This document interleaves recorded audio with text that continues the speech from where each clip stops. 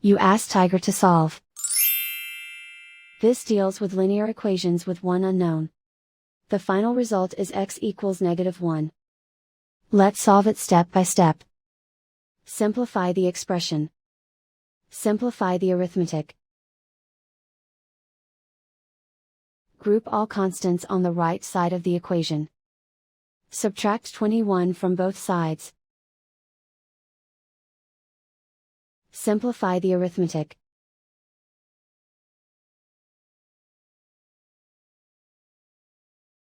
Isolate the x. Divide both sides by 5.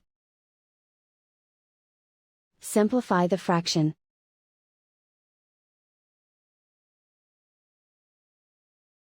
And so the final result is x equals -1.